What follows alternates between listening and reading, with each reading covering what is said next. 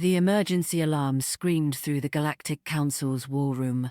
Admiral Rex Cortan slammed his massive fist onto the holographic display, his 6 eyes blazing with fury and disbelief. "Impossible!" The reptilian commander's voice boomed through the chamber. "Our calculations were perfect! Earth should have fallen 3 months ago!" The hologram showed something that defied all military logic. Earth's defensive grid was not only intact, it was growing stronger. Human ships, patched together with salvaged alien technology and sheer determination, patrolled the solar system like guardian angels protecting their home. Counselor Vera Nash, the captured human diplomat, sat chained in the center of the room. Her restraints could hold a charging bull, yet she looked completely calm, almost like she was enjoying herself. "You want answers, Rex?" Vera's voice cut through the tension like a sharp blade. "Here's your first lesson about humanity. We don't know when to quit." The Hegemony's invasion of Earth was supposed to be just another routine conquest. They had successfully conquered 847 worlds in their 1,000-year expansion across the galaxy. Their military strategists had studied Earth for decades, carefully cataloguing humanity's primitive nuclear weapons, their basic space travel technology, and their laughably small fleet of only 200 combat vessels. The invasion fleet that arrived at Earth's doorstep numbered 50,000 ships. Each Hegemony dreadnought was the size of a city block, armed with plasma cannons that could literally crack planets in half. Their smallest fighters outgunned humanity's best battleships by a factor of 10. Every computer model, every strategic analysis, every probability calculation pointed to the same conclusion: human extinction in 72 hours. They were all wrong. The first sign something was different came during the opening battle near Mars. A damaged human fighter, its engines failing and weapons offline, suddenly accelerated directly into the flagship of Battle Group 7. Malfunction, Admiral Cortan had assumed, watching the explosion vaporize both vessels. Their primitive technology failed them. But it wasn't a malfunction. It was a choice. More human ships began ramming attacks, their pilots screaming battle cries over open channels as they turned their vessels into kinetic missiles. Each sacrifice took down a Hegemony ship worth 100 of theirs. "Your species values honor in combat." Vera continued, her chains clinking as she shifted position. "We value results." Every human pilot who died in those ramming attacks knew exactly what they were doing: mathematics. The exchange rate was devastating, but not for humanity. One human fighter could destroy a Hegemony cruiser. One human corvette could take out a dreadnought. The invasion fleet found itself trading capital ships for what they considered disposable fighters. Then the guerrilla warfare began. Humans didn't fight fair. They hid in asteroid fields, used their own destroyed ships as camouflage, and turned space debris into improvised weapons. They jury-rigged mining lasers into ship killers, converted cargo haulers into makeshift aircraft carriers, and somehow managed to make their communications equipment completely untraceable. "This is madness!" Cortan had raged during the second week of fighting. "They're using their own destroyed vessels as cover." "Waste not, want not." Avera smiled. "We learned that from our grandparents during World War II. The real shock came when humans started boarding Hegemony ships, not to capture them for strategic value, but to strip them apart and learn from them. Within 3 weeks, human engineers had reverse-engineered alien shield technology, using nothing but salvaged components, electrical tape, and what they cheerfully called aggressive problem-solving. "Impossible!" Cortan slammed the table again. "Our technology is centuries beyond theirs." "Your technology is perfect," Vera nodded approvingly. "Designed by committees, tested for decades, built to exact specifications. Ours is different, it's adaptable. When your plasma cannons overheated, you followed protocol and waited for them to cool down. We strapped blocks of ice to ours and kept firing." The war took a dramatic turn when Earth's reinforcements arrived. The Hegemony had successfully destroyed Earth's official military fleet, But they'd made a critical error in their intelligence gathering. They'd only counted the soldiers. They hadn't counted the miners from the asteroid belt, armed with industrial equipment designed to crack open asteroids the size of mountains. These weren't soldiers. They were people who spent their lives wrestling with raw physics, turning solid rock into useful resources with tools that made military weapons look like toys. They hadn't counted the colonists from Mars, who'd spent generations fighting an environment that actively tried to kill them every single day.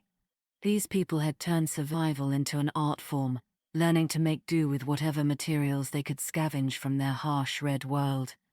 They hadn't counted the scientists from the Outer Rim research stations, brilliant minds who treated seemingly impossible problems as fascinating puzzles to solve.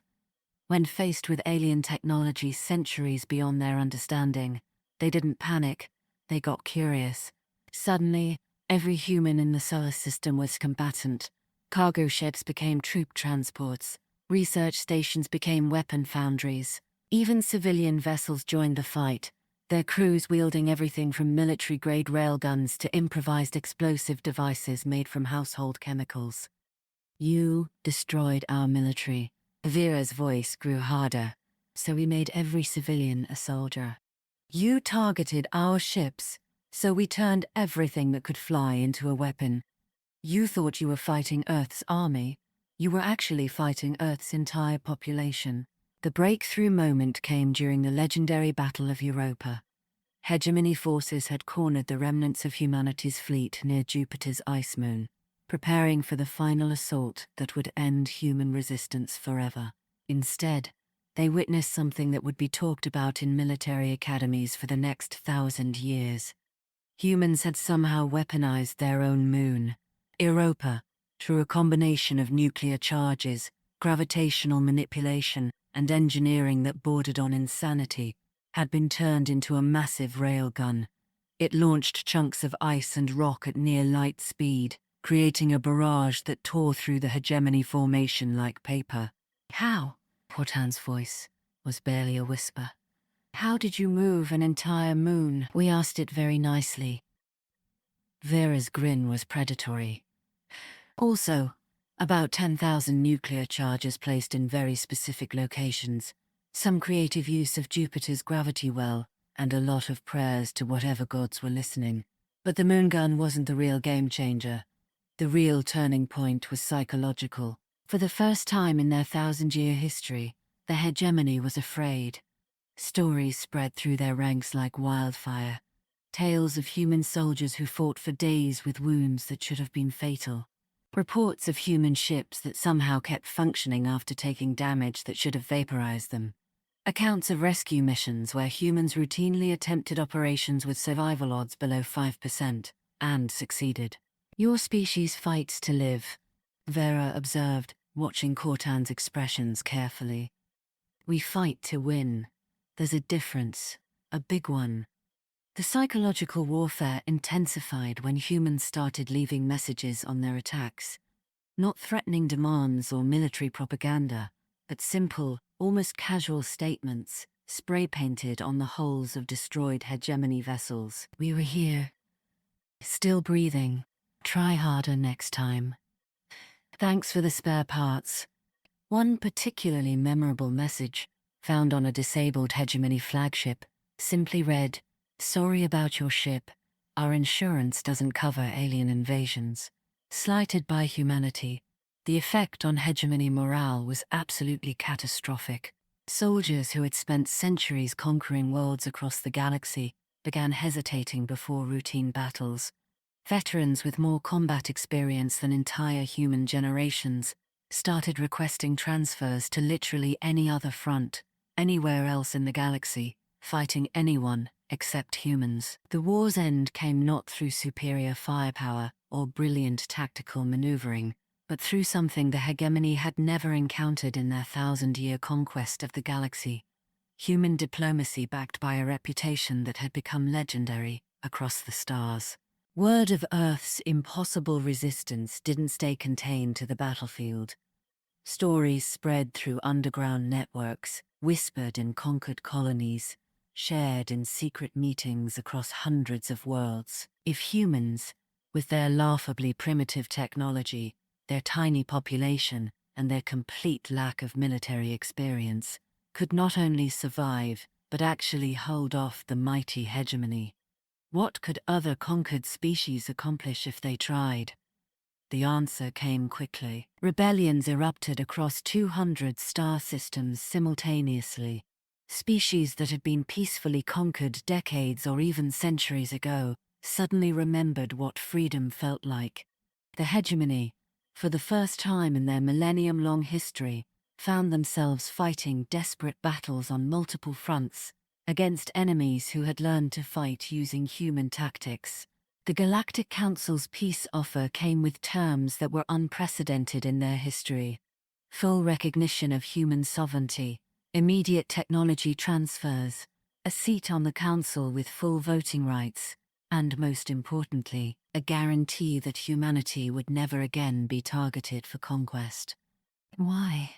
Admiral Cortan asked, his military pride shattered beyond repair. Your planet held no strategic value. Your resources weren't unique. Your technology was centuries behind ours. What was worth fighting so hard for? What was worth this absolute madness? Vera's chains clinked one final time, as she stood to her full height, looking directly into Cortan's 6 eyes. You made one critical error in your intelligence reports, Admiral. One assumption that doomed your entire invasion from the very beginning. She gestured toward the chamber's massive viewing screen, which now displayed a star map showing hundreds of small dots scattered across the galaxy. Human settlements that the hegemony had never detected. Colonies established by explorers who'd launched from Earth decades before first contact. You assumed we were fighting for Earth. You thought this was about protecting our homeworld, defending our territory, preserving our civilization. The chamber fell completely silent as the implications began to sink in. We weren't fighting for a planet, Admiral. We were fighting for a principle that your species has never understood. The principle that nobody, not you, not your council, not your entire 1,000-year empire, gets to tell humanity where we can go, what we can do, or who we're allowed to become. Years later, when young Hegemony officers studied the human war in their military academies, one lesson was emphasized above all others. Never underestimate a species that views impossible odds not as a reason to surrender, but as an interesting challenge to overcome. Humanity didn't just survive first contact with a galactic empire. They fundamentally changed what it meant to be human in a universe that had tried to erase them from existence. And across the galaxy, whenever civilizations faced extinction-level threats, they had a new battle cry that echoed through the void. Fight like a human. The war was over. Humanity had won. But more importantly, they'd taught the galaxy something it had forgotten in 1,000 years of conquest. That some things are worth fighting for, no matter the odds.